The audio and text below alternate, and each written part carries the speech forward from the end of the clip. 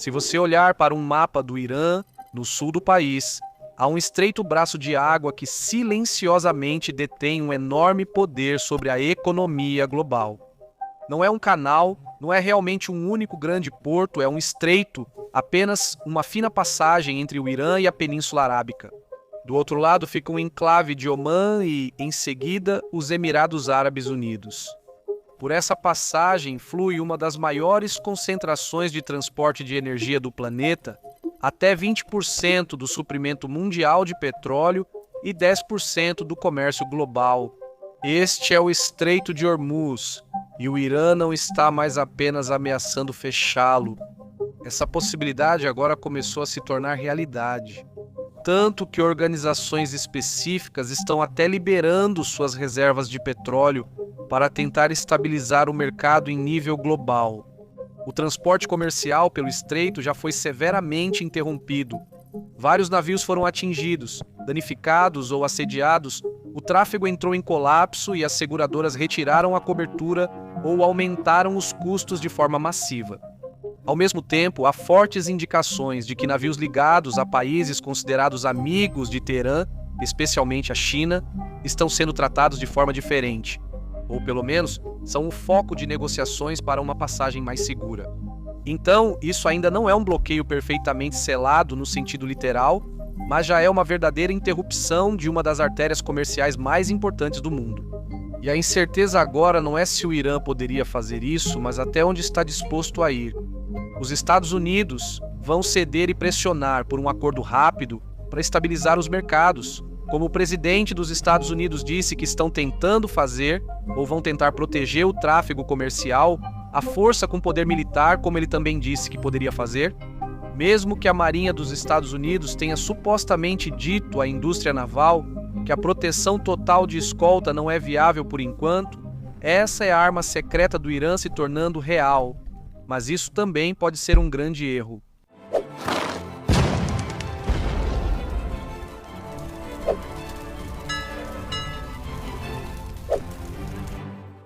Durante tempos normais, todos os dias, enormes petroleiros deixam o Golfo Pérsico transportando o petróleo bruto da Arábia Saudita, Iraque, Kuwait, Catar e dos Emirados Árabes Unidos. Todo esse petróleo tem exatamente uma única saída para o oceano aberto e para o resto do mundo: o Estreito de Hormuz. A passagem é surpreendentemente estreita em seu ponto mais apertado, com rotas de navegação de apenas alguns quilômetros de largura em cada sentido. Navios-tanques gigantes, pesando centenas de milhares de toneladas, precisam passar pelo mesmo corredor estreito, como carros passando por uma cabine de pedágio na rodovia. Eles são alvos fáceis para mísseis costeiros, que não têm dificuldade nenhuma em atingir alvos gigantescos e que se movem muito devagar. O lado norte desse corredor é controlado pelo Irã. Cerca de 20% do petróleo mundial e carregamentos de gás natural liquefeito do Catar passam por essa via marítima. Isso indica que o fornecimento de energia da Europa, China, Japão, Coreia do Sul e grande parte do mundo em desenvolvimento depende diretamente desse ponto de estrangulamento. Se algo bloqueia esse ponto, então os preços globais de energia não apenas sobem, eles disparam. O Japão depende muito disso, e reportagens mostram grande preocupação no país com a possibilidade de a situação piorar ainda mais. Principalmente porque os mercados de petróleo são muito sensíveis a interrupções no fornecimento. Dizem que o governo japonês ficou muito irritado com os americanos por não terem avisado sobre o ataque, já que isso era previsível. E eu não sei, acho que eles queriam se preparar e talvez estocar um pouco de combustível e não conseguiram fazer isso nesse momento. Seguradoras de petroleiros aumentam prêmios, companhias de navegação redirecionam navios para rotas mais longas e caras, e alguns governos entram em pânico com reservas de combustível. Mas agora, imagine algo mais sério, porque o que já está acontecendo é ruim, mas não é necessariamente a forma final da crise. Navios já foram atacados e danificados, o tráfego foi estrangulado e os custos de seguro aumentaram. O Irã ainda pode escalar além desses ataques seletivos e da perturbação geral. Minas podem ser lançadas na água, o disparo de mísseis costeiros pode aumentar, barcos rápidos podem cercar petroleiros de forma mais agressiva, ou até a percepção de insegurança dos navios pode causar isso. Eles não precisam fechar fisicamente o estreito para interrompê-lo, tudo o que precisam fazer é torná-lo perigoso o suficiente para que nenhum navio queira passar por lá. Esse é exatamente o cenário que o mundo teme agora. Essa guerra não foi uma surpresa para o Irã. Eles passaram décadas se preparando para essa possibilidade. Em vez de construir uma marinha projetada para enfrentar diretamente a frota dos Estados Unidos, o que eles sabem que não poderiam vencer, o Irã investiu em táticas assimétricas e especificamente adaptadas à geografia do Golfo Pérsico. É por isso que, quando os Estados Unidos se gabam de afundar o navio capitânia iraniano, isso não significa tanto no grande contexto desse conflito. O que o Irã investiu foram enxames de barcos pequenos e rápidos, baterias de mísseis costeiros escondidas em montanhas e túneis, minas navais que podem ser rapidamente lançadas por esses mesmos pequenos barcos, drones e mísseis antinavio capazes de atingir petroleiros ou até mesmo navios de guerra. A ideia é simples: tornar o Estreito de Hormuz perigoso demais para operar. O interessante é que o estreito não é só um ponto estratégico, especialmente na era moderna do petróleo. Por milênios, quem dominava essa área controlava o comércio entre as regiões mais ricas do mundo antigo. Para entender por que o Irã tomou esse estreito como sua alavanca contra o mundo e por que ele realmente é, você precisa voltar milhares de anos. O Golfo Pérsico sempre foi um corredor comercial entre Mesopotâmia, Pérsia, Índia, leste da África e mais tarde Europa. Antigos comerciantes navegavam por essas águas, levando especiarias, tecidos, pérolas e metais preciosos. Os portos ao longo do Golfo tornaram-se intermediários ricos entre as grandes civilizações do Oriente Médio, da Europa e do Oceano Índico. Um dos mais importantes desses centros comerciais acabou dando seu nome ao próprio estreito, Hormuz. Originalmente, a cidade de Hormuz nem sequer ficava na pequena ilha que hoje leva esse nome, a primeira. Hormuz era um porto continental na costa iraniana, florescendo durante o período medieval como um nó fundamental nas redes de comércio do Oceano Índico. Mas repetidas invasões dos mongóis no século XIII forçaram os governantes a transferirem sua capital para esta ilha próxima. Essa ilha, árida, rochosa e cercada por correntes muito fortes, acabou se revelando a fortaleza defensiva perfeita. A partir dali, o reino de Hormuz controlava o comércio que fluía entre a Pérsia, a Arábia e a Índia. Navios que cruzavam o Golfo paravam ali e pagavam impostos e taxas. Isso tornou Hormuz incrivelmente rica. Por volta de 1.400 viajantes a descreveram como um dos portos mais ricos do mundo. Mercadores persas, árabes, indianos e africanos lotavam seus mercados e então a Europa também chegou. No início do século XVI, exploradores portugueses estavam se expandindo pelo Oceano Índico, construindo uma rede de postos comerciais fortificados que lhes permitiriam dominar o comércio marítimo global. Um dos mais ambiciosos desses exploradores era Africano ap Kirk. Ele imediatamente entendeu a importância estratégica de Hormuz. Controlando a ilha, você controla o portal entre o Golfo Pérsico e o vasto Oceano Índico. Isso ainda é verdade hoje, só que agora basta controlar a água, não mais a ilha. Em 1515, forças portuguesas capturaram Hormuz e construíram uma fortaleza enorme com vista para o porto. A partir dali, eles impuseram seus próprios impostos aos navios que passavam pelo estreito, transformando a região, na prática, em um pedágio controlado pelos portugueses. Essa estratégia não era nova, apenas repetia o que os nativos faziam. Por mais de um século, os portugueses dominaram esse cruzamento marítimo. Seus navios patrulhavam as águas, impondo monopólio sobre rotas comerciais que antes eram controladas pelos habitantes locais. Eles venceram frotas otomanas, mesmo em desvantagem numérica, graças à superioridade de seus navios, mas esse domínio não seria eterno. No início dos anos 1600, o Império Safávida na Pérsia estava se fortalecendo e ficando cada vez mais ressentido com o controle europeu sobre suas águas costeiras. Parece um pouco familiar, não é? O governante persa Shah Abbas I formou uma aliança improvável com a Companhia I Inglesa das Índias Orientais, que mais tarde colonizaria toda a Índia. Mas, nesse momento, juntos, as forças persas e os navios ingleses atacaram Hormuz em 1622 e a fortaleza portuguesa caiu. A ilha voltou ao controle persa e o centro comercial mudou gradualmente para o porto continental de Bandar Abbas, nomeado pelo mesmo governante persa. E a partir desse momento, o Estreito de Hormuz ficou firmemente ligado à soberania iraniana. Mas o mundo exterior nunca realmente deixou de tentar influenciar o que acontecia ali. Avançando para o século XX, a descoberta de petróleo transformou completamente a importância estratégica da região.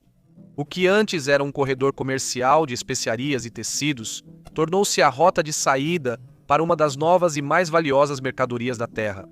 Potências estrangeiras agiram rápido para garantir influência sobre os recursos energéticos do Irã. Em 1908, empresas britânicas encontraram grandes reservas de petróleo no sudoeste. O governo britânico logo adquiriu uma participação majoritária na Anglo-Persian Oil Company, que você provavelmente conhece hoje pelo seu nome moderno, British Petroleum, ou Pressão Arterials. Por décadas, a Grã-Bretanha dominou efetivamente a indústria do petróleo do Irã, extraindo uma enorme riqueza, enquanto o próprio Irã recebia apenas uma pequena parte dos lucros. Esse acordo gerou um profundo ressentimento no Irã, tanto que, em 1951, o primeiro-ministro deles, Mohammad Mossadegh, tomou uma atitude ousada. Ele nacionalizou a indústria do petróleo do país, assumindo o controle das instalações operadas pelos britânicos, e, para a Grã-Bretanha, isso era inaceitável. A perda do petróleo iraniano ameaçava sua economia e influência geopolítica, levando a uma das operações secretas mais famosas da Guerra Fria. Em 1953, a inteligência britânica e a CIA orquestraram um golpe que tirou o primeiro-ministro do poder e restaurou o Shah do Irã à autoridade. Empresas ocidentais retomaram influência no petróleo iraniano, alinhando o país aos Estados Unidos pelos próximos 25 anos. Como sabemos, tudo isso mudou em 1979 com a Revolução Iraniana e o estabelecimento da República Islâmica, transformando o país em um adversário muito significativo para os Estados Unidos e para a maior parte do Ocidente. Novamente, o Estreito de Hormuz voltou a ser central algum tempo depois. Durante a guerra Irã-Iraque nos anos 80, ambos os lados atacaram petroleiros que viajavam pelo Golfo Pérsico, no que ficou conhecido como a Guerra dos Petroleiros. Minas foram colocadas nas rotas de navegação, mísseis direcionados a embarcações comerciais e, como agora, o seguro para petroleiros disparou e novas rotas mais caras passaram a ser usadas. Os Estados Unidos lançaram a Operação Ernest Will, escoltando petroleiros com navios de guerra no Golfo para manter as rotas abertas. As lições daquele conflito foram claras. Mesmo interrupções limitadas no Estreito de Hormuz podem abalar os mercados globais de energia, e hoje as apostas são muito maiores. O mundo consome muito mais energia do que consumia nos anos 80. As cadeias de suprimentos são interligadas, e um aumento súbito do preço do petróleo impacta transporte, manufatura, agricultura e distribuição de alimentos.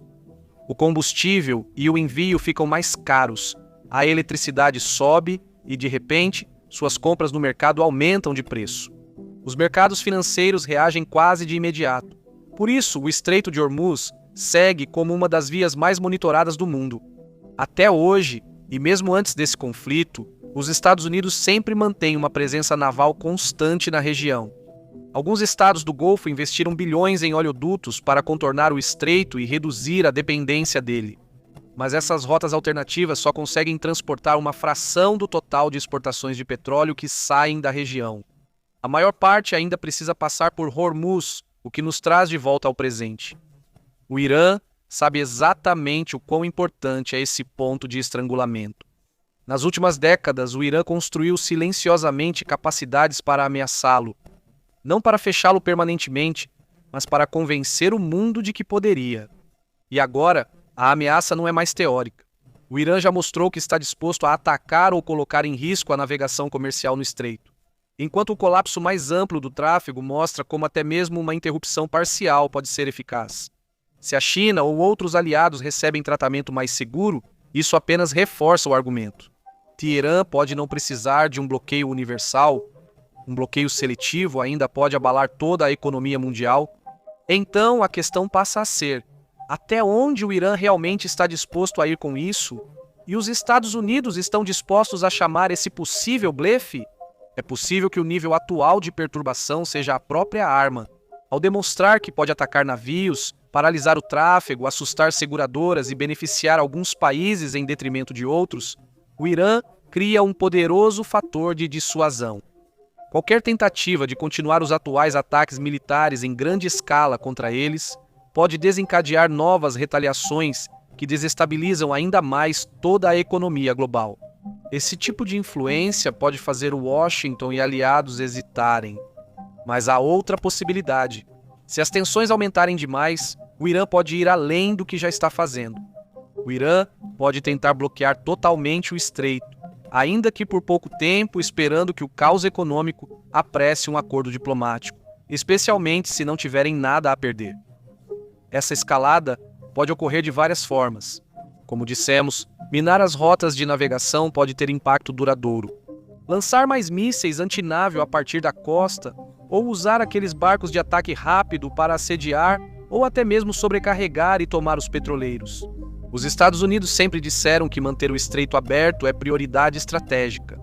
Tanto eles quanto algumas forças navais aliadas provavelmente agiriam rápido para remover minas, suprimir baterias e proteger o transporte comercial restante. Em outras palavras, o estreito poderia se tornar o centro de uma confrontação militar direta.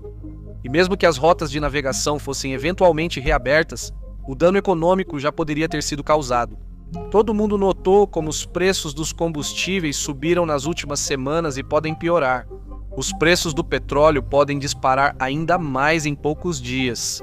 Alguns especialistas dizem que o objetivo do Irã é tornar a situação tão grave que o preço do barril de petróleo chegue a $200. Nessa situação, os mercados financeiros poderiam entrar em pânico e a inflação disparar globalmente. No pior cenário, o choque poderia desencadear uma crise financeira global. A situação é complicada, independentemente do que acontecer, então acho que só nos resta esperar para ver o que o Irã vai decidir fazer.